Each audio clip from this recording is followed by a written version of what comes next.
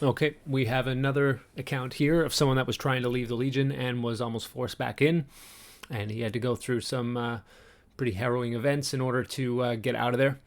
So listen in. Fair warning: there is some, bad language in this, but I can understand where he's coming from. So for any of you who are wondering what is going on, all right, we were part of the Georgia National Legion, the 102nd Ukrainian Territorial Defense. Okay. Our base got fucked up. The base right next to us got fucked up. Americans, British, tons of British dead. That sounds like it's that one, the one that got bombed yesterday, the Yavoriv base that's in western Ukraine. Right?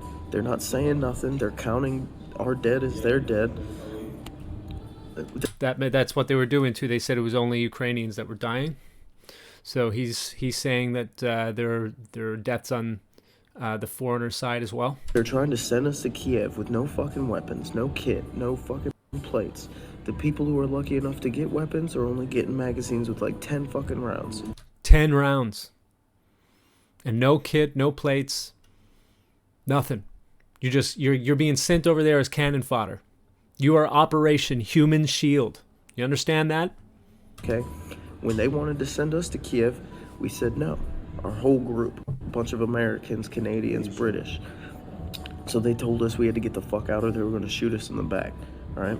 So the Ukrainians are threatening to shoot them if they don't get out or fight for them with 10 rounds. So me, this British guy, and another American, we fucking hid in the back of an ambulance to get out. We got to the border, and it was a whole nother mess. When you get to the border, anyone who has kit, anyone who has any military shit, they're fucking pulling you out of the line and they're sending you back to the front. We got dropped off about 5 clicks from the fucking from the border, and we walked. And we get to the border, and this humanitarian group with a bunch of ex-SF veterans from England pull us to the side and say, you need to get, pulled us out and fucking, hit us. And they were like, you need to dump all your kit. They're pulling people out, cutting up passports, sending them back. So we dumped our shit. We got, in all of our we got in, Red Cross vests, and they had, fucking humanitarian passes to get us through the Ukrainian border. So he had to pretend to be a humanitarian effort in order to get through the border.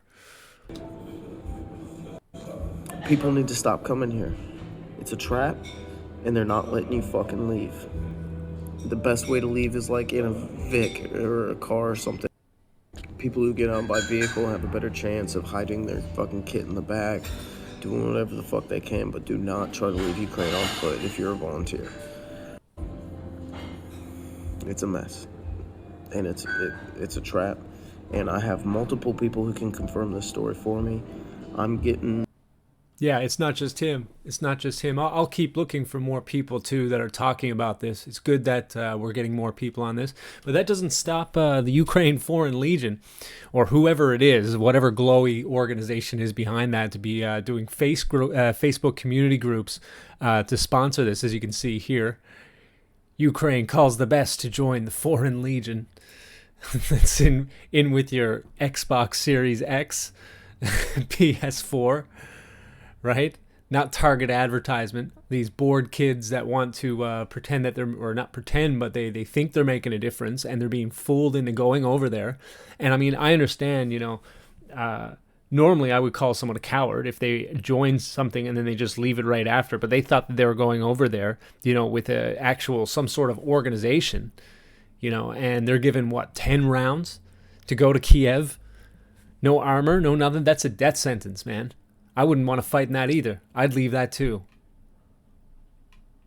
And I know there's a lot of people saying these people are stupid for going there in the first place. And yeah, I get that, but they have been fooled, all right? We have a mass conditioning that's been going on for years and years now, right? We don't know when it started. I guess it's arguable when that started, but it certainly has picked up in the past few years. And the ability for people to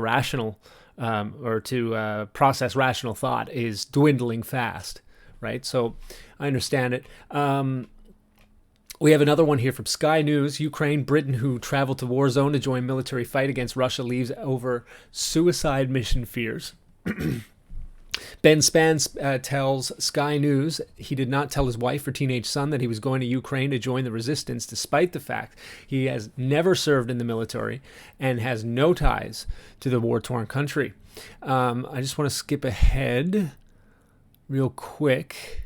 The 36-year-old from Leamington Spa in Warwickshire said he spent 5 days in a safe house in western Ukraine with 4 ex-British soldiers, and at one point had a gun pointed at his head after the property was searched by a Ukrainian SWAT team.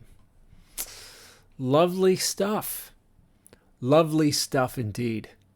The Foreign Office has told Britons who travel to Ukraine to fight in the conflict that they could be prosecuted after the British Army confirmed a number of serving soldiers had gone AWOL and may have traveled there. Crazy stuff.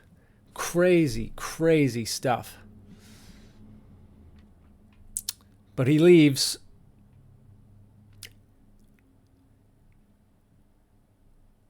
They stayed at a tiny safe house, which had no beds or running water in western Ukraine, with several other volunteers, he added. Mr. Span told Sky News it was like walking into a crack den in England, to be honest with you. Insane stuff. Anyways, so that's another 2 stories about people and their horror stories as they go over there after being fooled by Reddit or wherever it is that they were. I'll have the links down below there for you, and I'll see you on the next one, guys. Be careful listening to propaganda on either side, for goodness sake.